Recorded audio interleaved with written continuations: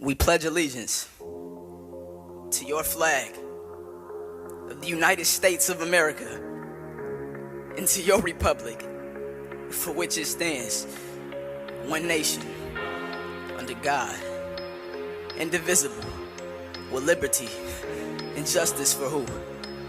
For you? For some? Not for us. Not for our people, so please stop saying we equal with your flag of red, white, and blue in one hand. You beat us until we're black and blue with the other beat us, until we're none beat us, until we can't walk straight. Then you put us in chains if we lucky. But for the ones of us who aren't so lucky, you tell us to put our hands up as some type of sick tribute to your privilege, and then you pull the trigger into our bodies laid down on your ground. Pull the trigger until your clip is empty. Pull the trigger until we make your evening news. And then when our children cry, we have to look our children in the eyes and tell them that they have to be cautious.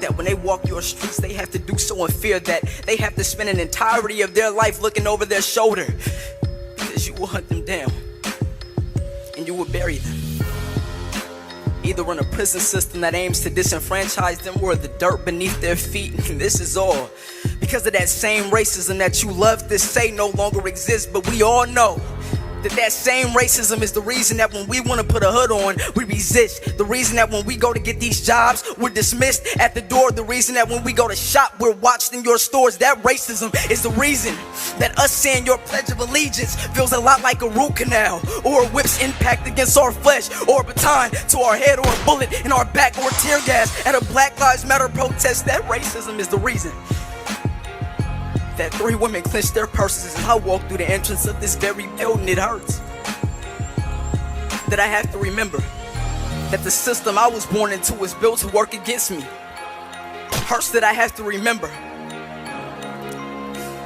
Hurts that I have to remember. Hurts that I have to. Hurts that I actually have to remember that you will happily invest more money into the preservation of wildlife than you ever will into the preservation of black life. Let me ask y'all a question. When y'all turn on your TVs and witness another black body laid out on your concrete, what do y'all see? Another murder? Another sad story? Another funeral? Do you see the aftermath? I see another child that lost their father, another single woman trying to raise a man, another broken home which leads to another child that grows up and suffers the same fate as their father, which means another black woman that outlives her adolescent son. This country practices a culture that lacks equal rights for blacks, and we love to say that black don't crack. Meanwhile, y'all shatter our melanin like glass.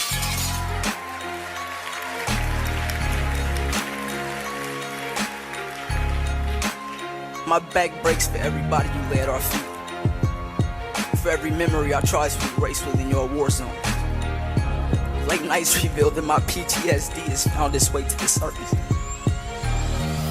and my hate for this country reminds me that I'm far from patriotic. So it's a little ironic that I pledge allegiance to your flag of the United States of America and to your republic for which it stands, one nation, under God, indivisible, with liberty and justice for who?